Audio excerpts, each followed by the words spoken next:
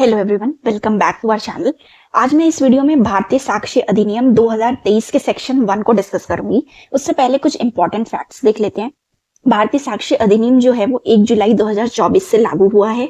दूसरा, ये एक प्रोसीजरल लॉ है।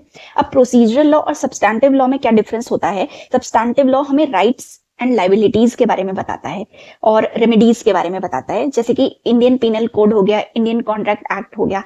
इंडियन पिनल कोड जैसे कि हमें राइट्स के बारे में बताता है और रेमेडी बताता है, यानी कि किसी एक्यूज ने अगर कोई ऑफेंस किया है तो उसके खिलाफ क्या पनिशमेंट है, या तो क्या फाइन है, तो ये एक रेमेडी हो गई। लेकिन इन सबको अवेल करने के लिए हम कोर्ट तक जाएंगे कैसे, उसकी क्या प्रक्रिया रहेगी, वो हमें प्रोसीजरल लॉ बताता है। अब जैसे भारतीय साक्ष्य अधिनियम है, ये एविडेंसेस के प्रोसीजर को बताता है, यानी कि क्या एविडेंस एडमिसिबल होगा, क्या इनएडमिसिबल होगा, या क्या क्या चीजें हम कौन कौन से टाइप्स के क्वेश्चंस हम एग्जामिनेशन में या किसी विटनेस की क्रॉस एग्जामिनेशन में पूछ सकते हैं, या क्या क्या रेलेवेंट होगी चीजें, क्या क्या फैक्ट्स इरेलेवेंट होंगी, ये सब हमको भारतीय साक्ष्य अधिनियम बताता है। इसीलिए ये एक प्रोसीजरल लॉ है।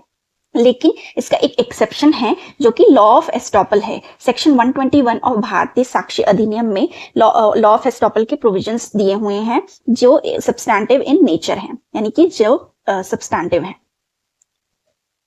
तीसरी चीज जो ये बताता है वो ये बताता है कि ये जो भारतीय साक्ष्य अधिनियम है ये लेक्स फोरी है, यानी कि लेक्स फोरी मतलब लॉ ऑफ फोरम। अब लॉ ऑफ फोरम के मतलब से हम क्या समझते हैं? जैसे कि मान लीजिए कि कोई भी कॉन्ट्रैक्ट जो है वो बाहर फॉरेन कंट्री में साइन हुआ है, तो जो भी पार्टीज की राइट्स लाइबिलिटीज होंगी वो उस कंट्री के लॉ के अकॉर्डिंग होंगी, यानी कि जो कॉन्ट्रैक्ट एक्ट उस फॉरेन कंट्री में अप्लाई हो रहा होगा उसके तहत होगा। लेकिन अगर मान लीजिए वो जो केस है उस कॉन्ट्रैक्ट से रिलेटेड वो इंडिया के किसी कोर्ट में आके फाइल होता है, तो जो एविडेंस एक्ट लगेगा तो वो भारतीय साक्ष्य अधिनियम लगेगा, क्योंकि जो भारतीय साक्ष्य अधिनियम है वो लेक्स फोरी है, यानी कि जिस कोर्ट में या जिस कंट्री में केस फाइल होगा एविडेंस के प्रोसीजर उसी कंट्री के लगेंगे। लेकिन जो कॉन्ट्रैक्ट की जो राइट्स एंड लाइबिलिटीज या जो कॉन्ट्रैक्ट का लॉ होगा वो इंडियन कॉन्ट्रैक्ट एक्ट ना लग के फॉरेन कंट्री का जो है लॉ लगेगा। फोर्थ चीज जो ये बताता है कि भारतीय साक्ष्य अधिनियम में टोटल 4 पार्ट्स हैं, 12 चैप्टर्स हैं और 170 सेक्शंस हैं। चलिए फर्दर चलते हैं पार्ट 1 पे।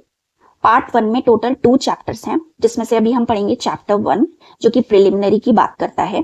प्रिलिमिनरी में सेक्शन 1 जो है वो हमें 3 चीजें बताता है: short title, application and commencement.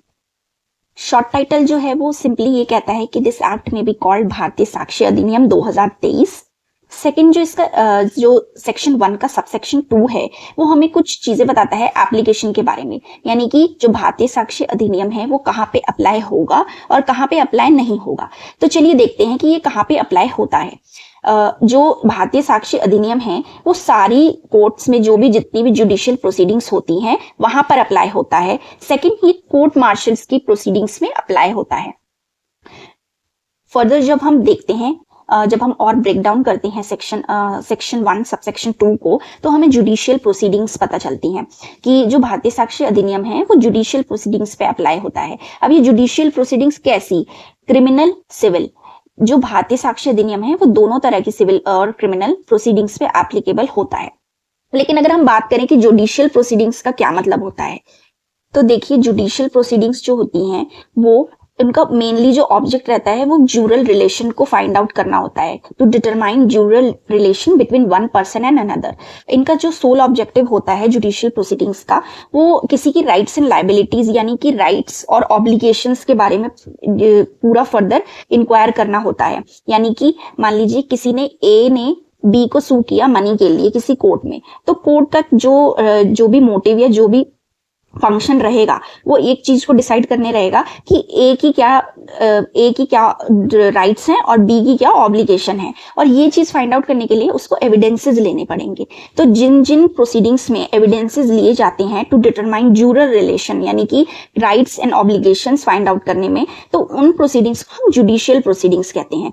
Further section 2M जो है वो भारतीय नागरिक सुरक्षा संहिता, जो कि पहले हमारा CRPC था, उसके सेक्शन 2M में हमें जुडिशियल प्रोसीडिंग्स की डेफिनेशन दी हुई है, जो उसमें लिखा है कि any proceeding in course of which evidence is और मे टेकन ऑन ओथ, यानी कि कोई भी ऐसी प्रोसीडिंग जिसमें हम एविडेंस लेते हैं ओथ पे, वो एक जुडिशियल प्रोसीडिंग्स रहती है। फर्दर जो नॉन जुडिशियल प्रोसीडिंग्स होती हैं वो एक मेयरली इंक्वायरी होती है किसी भी फैक्ट के लिए, जो कि जो भी पर्सन इसमें इंक्वायरी में इन्वॉल्व होता है वो एक ड्यूटी के तौर पे इन्वॉल्व होता है। इसमें कोई एविडेंसेस लेना जरूरी नहीं होता, और ये एक इसमें कोई जजमेंट नहीं होती, कोई जजमेंट फॉर्म नहीं होता और कोई डिस्क्रिशन भी नहीं होता। जैसे कि किसी कंटेम्प्ट प्रोसीडिंग से रिलेटेड या कोई भी किसी भी केस में कोई डिपार्टमेंटल इंक्वायरी हो रही है या डिसिप्लिन से रिलेटेड कोई प्रोसीडिंग हो रही है, तो वो नॉन जुडिशियल प्रोसीडिंग्स होती हैं, जिसपे जो भारतीय साक्ष्य अधिनियम है वो एप्लीकेबल नहीं होता है। अब देखिए जो जुडिशियल प्रोसीडिंग्स है वो सिर्फ कोर्ट में जो जुडिशियल प्रोसीडिंग्स होंगी उन्हीं पे भारतीय साक्ष्य अधिनियम लगेगा, ना कि ट्रिब्यूनल्स पे। अब देखिए कोर्ट और ट्रिब्यूनल्स में क्या फर्क होता है। देखिए कोर्ट जो है वो एक हायरार्कियल स्ट्रक्चर होता है जो कि स्टेट गवर्नमेंट फॉर्म करती है, जो कि और एक्ट जिसमें जो भी प्रोसीजर होते हैं वो जुडिशियल मैनर में होते हैं, एविडेंसेस लिए जाते हैं ओथ पे, तो ये कोर्ट होता है। लेकिन इसके ऑपोजिट जो ट्रिब्यूनल्स होते हैं वो इन हायरार्की से हटके होते हैं, जो कि एग्जीक्यूटिव फॉर्म करती है। जैसे कि हम कोई भी, जैसे कि जब वर्कलोड किसी भी एरिया में बढ़ जाता है, कुछ नंबर ऑफ केसेस उस पर्टिकुलर कोर्ट में ज्यादा आने लगते हैं, तो एक वर्कलोड कम करने के लिए, बर्डन ऑफ कोर्ट को कम करने के लिए ट्रिब्यूनल्स फॉर्म होते हैं, जिससे कि वो जो मैटर्स हैं वो एफिशिएंटली भी सॉल्व या रिजॉल्व हो सकें। तो उनके लिए एक हायरार्की से सेपरेट स्ट्रक्चर क्रिएट होता है जिन्हें हम ट्रिब्यूनल्स कहते हैं, जो कि जैसे कि नेशनल ग्रीन ट्रिब्यूनल है वो सिर्फ एनवायरमेंट से रिलेटेड जो मैटर्स हैं उनको डील करता है। डीआरटी हो गया, तो ये सब जो है ये ट्रिब्यूनल्स हैं। तो ट्रिब्यूनल्स को एक तो हम एक सेपरेट हायरार्की से फॉर्म कर रहे हैं, उन मैटर्स को एक्स्ट्रा टाइम देने के लिए, जिन पे उनको एक्स्ट्रा टाइम दे सकें और वो एफिशिएंटली रिजॉल्व हो सके मैटर। तो उन पे अगर हम इतने सारे रूल्स लगाएंगे एविडेंस के, तो वो मैटर टाइमली रिजॉल्व नहीं हो पाएंगे। इसीलिए जो ट्रिब्यूनल्स हैं उन पे भारतीय साक्ष्य अधिनियम यानी कि एविडेंसेस के रूल्स नहीं लगते हैं, सिर्फ कोर्ट पे लगते हैं, और कोर्ट में जो जुडिशियल प्रोसीडिंग्स चल रही होती हैं उन पे लगते हैं।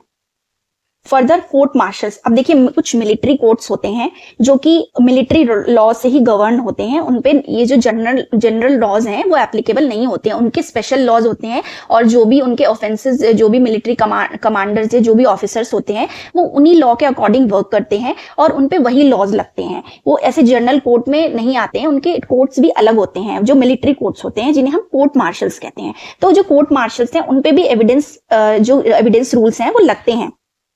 तो हम ऐसे कह सकते हैं कि हमारा जो भारतीय साक्ष्य अधिनियम है वो जुडिशियल प्रोसीडिंग्स पे लगता है। लेकिन कौन सी जुडिशियल प्रोसीडिंग? जो सिर्फ कोर्ट में जो जुडिशियल प्रोसीडिंग्स होती हैं उन पे एप्लीकेबल होता है। दूसरा, एक कोर्ट मार्शल्स की जो प्रोसीडिंग्स होती हैं उन पे एप्लीकेबल होता है। फर्दर बात करते हैं कि भारतीय साक्ष्य अधिनियम कहाँ कहाँ एप्लीकेबल नहीं होता है। फर्स्ट जो है वो एफिडेविट्स हैं। भारतीय साक्ष्य अधिनियम एफिडेविट्स पे लागू नहीं होता है।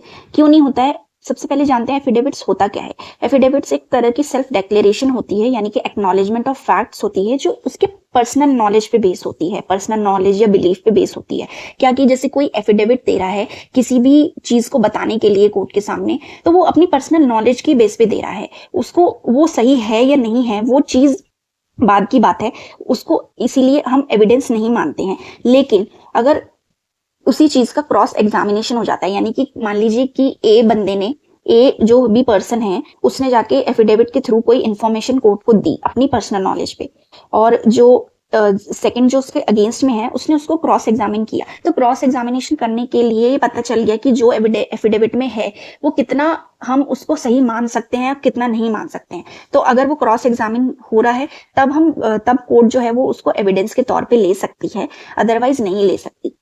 लेकिन अगर कोर्ट खुद से किसी चीज को प्रूव करने के लिए बोलता है कि ये एफिडेविट के थ्रू हम प्रूव कर सकते हैं, तो वो उस पे जो है भारतीय साक्ष्य अधिनियम लगेगा और उस एफिडेविट को हम एज एन एविडेंस ले सकते हैं। जैसे कि हमारे सीपीसी में ऑर्डर 19 में ये दिया है कि कोर्ट हमको अलाउ करती है कि कुछ चीजें प्रूव करना थ्रू एफिडेविट, और जो हमारा BNSS है उसके सेक्शन 331 एंड 332 के तहत भी हम कुछ चीजें एफिडेविट के थ्रू प्रूव कर सकते हैं अगर कोर्ट ऑर्डर करती है तो।